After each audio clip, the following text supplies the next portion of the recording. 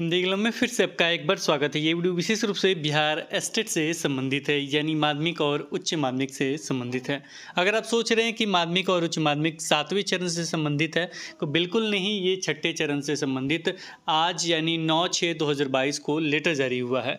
फिर से 2 दिन एक्सटेंड कर दिया गया है, यानी जो भी आपको डेट दिया गया था, नियोजन पत्र निर्गत करने का तिथि जो निर्धारित किया गया था जुलाई में 28 जुलाई 2022 को, वो संशोधित हो गई, यानी बढ़ के 30 जुलाई 2022 हो गया है। चलिए विस्तृत रूप से चर्चा करेंगे। सबसे पहले लेटर पढ़ लेते हैं क्या कुछ लिखा गया है।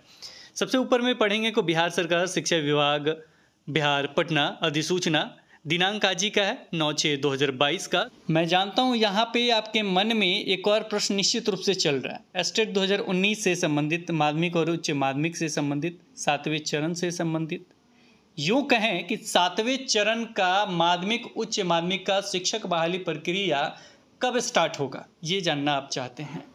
आप ये भी जान चुके हैं कि डेट एक्सटेंड हो चुका है, 30 जुलाई 2022 तक चला गया है। को जुलाई मंथ अगर ख़त्म होता है तो क्या अगस्त से शुरुआत हो सकता है 7वां आपका चरण। एक बड़ा झटका लगेगा जब हम ये कहेंगे कि इस लेटर को या इस वीडियो को पूरा पढ़िए, आराम से पढ़िए, और साथ में पॉइंट नंबर 8 जरूर पढ़िए।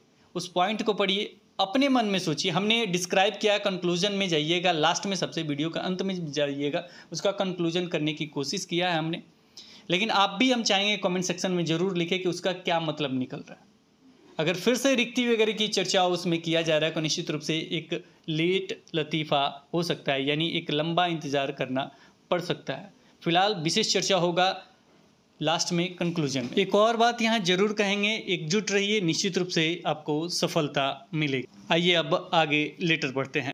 संचिका संख्या 11 बाई नियोजन 21/2019 1198।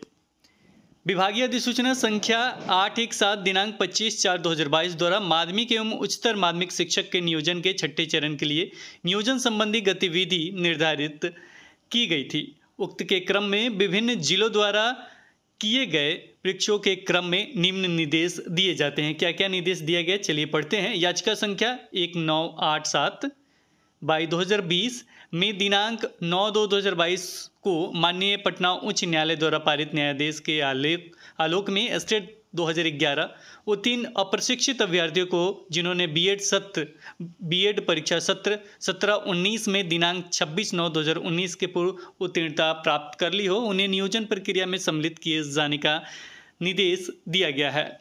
उक्त क्रम में यह स्पष्ट किया जाता है कि यदि उक्त कोटि के अभ्यर्थी विभागीय अधिसूचना संख्या 1142 दिनांक 1/7/2019 एवं इसके पश्चात निर्गत अनुवर्ती अधिसूचनाओं के आलोक में विभिन्न नियोजन इकाइयों में आवेदन दिए हैं, तो उक्त आवेदनों को भी औपबंधिक मेधा सूची में सम्मिलित किया जाए। मतलब सम्मिलित करने का बात कहा गया है। विभिन्न स्रोतों से यह सूचना प्राप्त हो रही है कि कतिपय नियोजन इकाइयों द्वारा विभागीय अधिसूचना संख्या 1142 दिनांक 1/7/2019 की कंडिका 10/11/12/13 में आरक्षण संबंधी दिए गए निर्देश का अनुपालन नहीं किया जा रहा, अतः उक्त अधिसूचना के कंडिका 13 में दिए गए निर्देश का अनुपालन सुनिश्चित किया जाए। वर्तमान नियोजन इकाई में एक ही अभ्यर्थी द्वारा कई नियोजन इकाइयों में आवेदन देने के कारण उच्च मेधा अंक वाले अभ्यर्थियों का चयन लगभग सभी नियोजन इकाइयों में हो जाता है, किंतु उनका योगदान एक ही नियोजन इकाई में होने के कारण शेष नियोजन इकाइयों का पद रिक्त रह जाता है। इस पे क्या किया जाए, चौथा पॉइंट में है, उक्त स्थिति को ध्यान में रखते हुए यह आवश्यक है कि आपत्ति निराकरण के पश्चात तैयार की गई अनुमोदित एवं प्रकाशित मेधा सूची के अनुसार नियत तिथि को अभ्यर्थी को मूल प्रमाण पत्र सत्यापन हेतु बुलाया जाए। मूल प्रमाण पत्रों के सत्यापन हेतु निर्धारित स्थान की सूचना एनआईसी की वेबसाइट पर, समाचार पत्रों के माध्यम से तथा कार्यालय के नोटिस बोर्ड पर निश्चित रूप से प्रकाशित की जाए। तो ये सारी चीज़ आप जानते हैं, एनआईसी वेबसाइट वगैरह पे, कार्यालय और न्यूज़पेपर में ये दिया जाता है। तथा काउंसलिंग स्तर पर पर्याप्त रोशनी, पेयजल, शौचालय की उपलब्धता की जाए, यानी जहाँ काउंसलिंग वगैरह होगा वो सारी चीज़ प्रोसेस से आप 6ठे चरण में गुजरे होंगे 1 to 8 में, तो निश्चित रूप से ये सारी चीज़ जानते होंगे। अभ्यर्थी का अनुपस्थित होने की स्थिति में उनका नाम अनुमोदित मेधा सूची से हटा दिया जाएगा और अंतिम रूप से विषयवार कोटिवार मेधा सूची तैयार की जाएगी, जिसे पैनल निर्माण समिति द्वारा अनुमोदित किया जाएगा। अनुमोदित अंतिम मेधा सूची विद्यालयवार एवं विषयवार रिक्ति का नियोजन इकाई द्वारा एनआईसी की वेबसाइट पर प्रकाशित कराई जाएगी तथा उसकी एक एक प्रति संबंधित जिला के जिला पदाधिकारी, जिला शिक्षा पदाधिकारी एवं जिला अपीलीय प्राधिकार को निश्चित रूप से उपलब्ध कराई जाएगी। 5वां पॉइंट है, अंतिम चयन सूची के आधार पर मेधा क्रम में रोस्टर बिंदु के अनुसार अभ्यर्थियों के नियोजन हेतु सहमति के लिए नियत तिथि एवं स्थान पर काउंसलिंग के लिए बुलाया जाएगा तथा उनसे इच्छित विद्यालय में रिक्त पद पर नियुक्ति मेधा के आधार पर अंकित प्राथमिकता के अवरोही क्रम में किया जाएगा। तो ये तो आप जानते हैं कि वहाँ मांगा जाए किस विद्यालय में जाना चाहते हैं, वहाँ पे 2-3 नाम मांग लिया जाता है, वहाँ रिक्त रहता है कि वहाँ चले जाते हैं, नहीं तो फिर से जो भी विद्यालय खाला मतलब नहीं चयन हुआ रहता है तो वहाँ पे वो चले जाते हैं। काउंसलिंग के समय मेधा क्रम में रोस्टर बिंदु के अनुसार प्रकाशित विज्ञप्ति में रिक्त पदों की संख्या अनुरूप चयनित अभ्यर्थियों का मूल एस्टेट प्रमाण पत्र रख लिया जाएगा, यानी जो भी एस्टेट का प्रमाण पत्र होगा वो मूल रख लिया जाएगा, यानी ओरिजिनल रख लिया जाएगा। तो ये पहले भी होता हुआ है। रिक्त पदों पर मेधा क्रम में विद्यालय आवंटन हेतु प्रथम दिव्यांग महिला, दिव्यांग पुरुष एवं महिला अभ्यर्थियों को प्राथमिकता दी जाएगी, यानी इन लोगों को पहले मिलेगा, उसके बाद लास्ट में जनरल वगैरह चलेंगे। उक्त कार्य हेतु विभागीय अधिसूचना संख्या 817 दिनांक 25/4/2022 द्वारा निर्धारित समय तालिका के क्रमांक 13, 14, 15 एवं 16 का निम्नानुसार संशोधित करते हुए निम्न समय तालिका पुनः निर्धारित किया जाता है, यानी फिर से निर्धारित करने के बाद इसमें कहा गया है। तो यहाँ पे देख रहे हैं हम क्रमांक 13 से इस नियोजन इकाई द्वारा अनुमोदित अंतिम मेधा सूची विद्यालयवार एवं विषयवार रिक्ति का जिला के एनआईसी के वेबसाइट पर प्रकाशन 22/7/2022 तक होगा। नगर निगम नियोजन इकाई द्वारा अनुमोदित अंतिम मेधा सूची से रोस्टर बिंदु के अनुसार मेधा क्रम में अभ्यर्थियों का काउंसलिंग एवं चयन 25/7/2022 को। जिला स्तर पर विभिन्न नगर निकाय नियोजन इकाई द्वारा अनुमोदित अंतिम मेधा सूची से रोस्टर बिंदु के अनुसार मेधा क्रम में अभ्यर्थियों का काउंसलिंग एवं चयन 26/7/2022। जिला स्तर पर जिला परिषद नियोजन इकाई द्वारा अनुमोदित अंतिम मेधा सूची से रोस्टर बिंदु के अनुसार मेधा क्रम में अभ्यर्थियों का काउंसलिंग एवं चयन 27/7/2022। चयनित अभ्यर्थियों से सहमति पत्र प्राप्त कर मेधा क्रम में नियोजन पत्र निर्गत करना सभी नियोजन इकाई के लिए है ये 30/7/2022 को, यानी नियोजन पत्र कब मिलने जा रहा, सहमति पत्र देने के बाद, तो ये 30/7/2022 को। आगे पॉइंट पढ़ लेते हैं। 7वां है, नियोजन इकाईवार प्रमाण पत्र सत्यापन एवं काउंसलिंग की प्रक्रिया का वीडियोग्राफी कराया जाए तथा मेगा क्रम में प्रमाण पत्रों के सत्यापन की कार्रवाई की जाए। नियोजन इकाई द्वारा सुनिश्चित करेगा कि प्रमाण पत्र सत्यापन हेतु उपस्थित होने वाले अभ्यर्थी की एक उपस्थिति पंजी संधारित की जाए तथा निर्धारित तिथि को सत्यापन कार्य समाप्त होने के उपरांत उपस्थिति पंजी पर उपस्थित अभ्यर्थियों की संख्या को अभिप्रमाणित करते हुए जिला कार्यक्रम पदाधिकारी स्थापना या सचिव नियोजन इकाई हस्ताक्षरित करेंगे।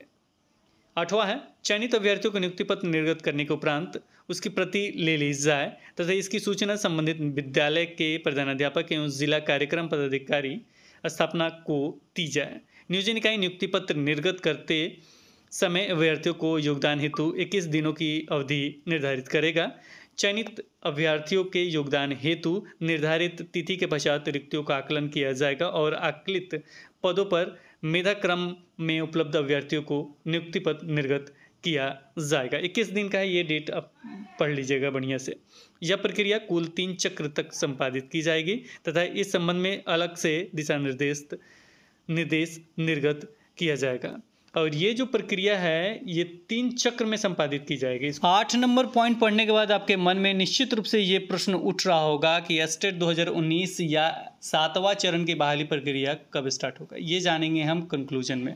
फिलहाल पढ़ते हैं पॉइंट नंबर 9। यदि काउंसलिंग की प्रक्रिया में किसी नियोजन इकाई द्वारा अनियमितता बरती जाती है तो जिला शिक्षा पदाधिकारी का यह दायित्व होगा कि 24 घंटा के अंदर जिला पदाधिकारी या माध्यमिक शिक्षा निदेशालय को इस सूचना से अवगत कराते हुए काउंसलिंग रद्द करने की अनुशंसा करेंगे तथा संबंधित नियोजन इकाई के विरुद्ध आवश्यक अनुशासनिक एवं दंडात्मक कार्रवाई हेतु सक्षम प्राधिकार को अनुशंसित करेंगे।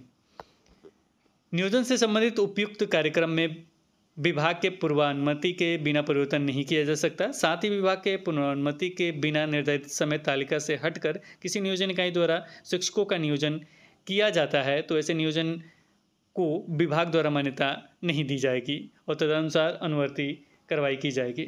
सभी नियोजन इकाई अनुश्रवण के लिए निर्मित गूगल शीट पर सभी प्रक्रियाओं हेतु निर्धारित समय सारणी के अनुसार करना सुनिश्चित करेंगे, यानी उसे अपडेट करना सुनिश्चित करेंगे। इस संबंध में पूर्व में निर्गत अधिसूचना संख्या 1142 दिनांक 1/7/2019, 12/28 दिनांक 29/7/2021, 21/57 दिनांक 24/12/2021 एवं अन्य के अंतर्गत नियोजन की कार्रवाई से निर्गत निर्देश को इस हद तक संशोधित माना जाए, शेष यथावत रहेंगे। उक्त पर माननीय मंत्री शिक्षा विभाग का अनुमोदन प्राप्त है। नीचे में सिग्नेचर देख सकते हैं उप सचिव शिक्षा विभाग का। तो ये था पूरा लेटर। अब कंक्लूजन पे आते हैं। तो आपके मन में ये प्रश्न होगा कि 7वां चरण एस्टेट 2019 या ये कहें एस्टेट माध्यमिक और उच्च माध्यमिक का 7वां चरण कब स्टार्ट होगा, तो कितना दिन इंतजार करना पड़ेगा? क्या 30/7/2022 यानी 30 जुलाई 2022 के बाद इससे संबंधित नोटिफिकेशन आ सकता है? ये जानना चाहेंगे, ये पूछना चाहेंगे आप। तो देखिए, इस लेटर के अनुसार एक झटका है 7वें चरण माध्यमिक और उच्च माध्यमिक के अभ्यर्थियों के लिए।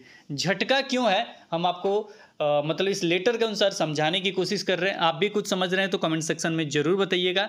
चलिए हम आपको दिखाते हैं। इसमें एक पॉइंट था जिसको हमने कहा था कि इसको देख लीजिएगा अच्छे से। तो ये पॉइंट नंबर 8 है, इसको विस्तृत रूप से पढ़िए, ध्यान से पढ़िए क्या लिखा गया। चयनित अभ्यर्थियों को नियुक्ति पत्र निर्गत करने के उपरांत उसकी प्राप्ति, यानी जो भी उसकी प्राप्ति रिसीविंग जो है ले ली जाए, तथा इसकी सूचना संबंधित विद्यालय के प्रधानाध्यापक एवं जिला कार्यक्रम पदाधिकारी स्थापना को दी जाए। यानी जो भी पदाधिकारी हैं स्थापना के कार्यक्रम पदाधिकारी उसको दिया जाए, विद्यालय के प्रधानाध्यापक को दिया जाए नियुक्ति पत्र जब निर्गत कर लिया जाएगा। तो उसके बाद क्या होगा, नियोजन इकाई नियुक्ति पत्र निर्गत करते समय अभ्यर्थियों को योगदान हेतु 21 दिनों की अवधि निर्धारित करेगा। कितने दिनों का? 21 दिनों का अवधि। नियोजन इकाई नियुक्ति पत्र निर्गत करते समय, यानी निर्गत करेगा मान लीजिए 30 तारीख को, उसको टाइम कितना दिया कि 21 दिनों का अवधि दे दिया कि 21 दिनों तुम ये रहोगे, 21 दिनों की अवधि दे दिया कि तुम जाके योगदान कर लो। उसके बाद चयनित अभ्यर्थियों के योगदान हेतु निर्धारित तिथि के पश्चात, जो भी चयनित अभ्यर्थी हैं उनके योगदान हेतु निर्धारित तिथि के पश्चात हैं, यानी जो भी निर्धारित तिथि है जो 21 दिन है, उसके पश्चात रिक्तियों का आकलन किया जाएगा। उसके बाद क्या किया जाएगा, जो भी रिक्त बच जाएगा, मान लीजिए कहीं अभ्यर्थी नहीं पहुंचा, वो रिक्त हो गया, तो उसका आकलन किया जाएगा, उसका क्या किया जाएगा, आकलन किया जाएगा, तथा आकलित पदों पर मेधा क्रम में उपलब्ध अभ्यर्थियों को नियुक्ति पत्र निर्गत किया जाएगा। ध्यान से पढ़िएगा, आकलन किया जाएगा तथा आकलित पदों पर मेधा क्रम में उपलब्ध अभ्यर्थियों को नियुक्ति पत्र निर्गत किया जाएगा। यानी जो भी मेधा क्रम में उपलब्ध अभ्यर्थी हैं उन्हें क्या किया जाए, नियुक्ति पत्र निर्गत किया जाएगा। और यह प्रक्रिया कुल 3 चक्र तक संपादित की जाएगी। कितने चक्र? 3 चक्र, यानी ये प्रथम चक्र हुआ, उसके बाद दूसरा चक्र, उसके बाद 3 चक्र तक संपादित किया जाएगा। इस संबंध में अलग से दिशा निर्देश निर्गत किया जाएगा। अलग से क्या किया जाएगा, दिशा निर्देश निर्गत किया जाएगा। यानी एक लंबा इंतजार करना, 21 दिन पहले चक्र के लिए, इसके बाद दूसरे चक्र के लिए, इसके बाद तीसरे चक्र के लिए आपको इंतजार करने के लिए कहा गया। तो अब स्टेट के जो भी अभ्यर्थी हैं वो अपना देख ले, जो 7वें चरण का इंतजार कर रहे हैं। देखिए, एकजुटता बहुत जरूरी है और उस पर कार्य करना भी जरूरी है। फिलहाल ये आपके लिए बैड न्यूज़ है, जो आप समझ रहे थे कि अब ये क्लोज हो जाएगा, यानी एस्टेट 2019 का बहाली प्रक्रिया आपका अगस्त से शुरुआत हो सकता है, उनके लिए एक झटका ये साबित हो सकता है। फिलहाल इस वीडियो में इतना ही, फिर मिलेंगे एक नए वीडियो के साथ। तब तक देखते रहें, बने रहें दी क्लब पे। धन्यवाद, बाय बाय।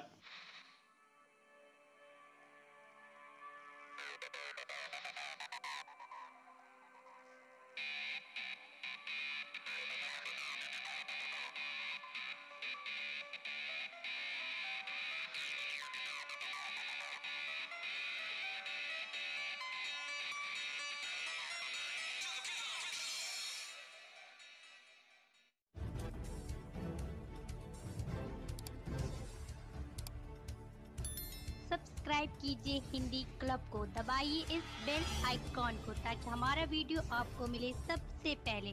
शेयर करें अपने दोस्तों के साथ ताकि वो भी इसका लाभ उठा सके। ये सब बिल्कुल फ्री है।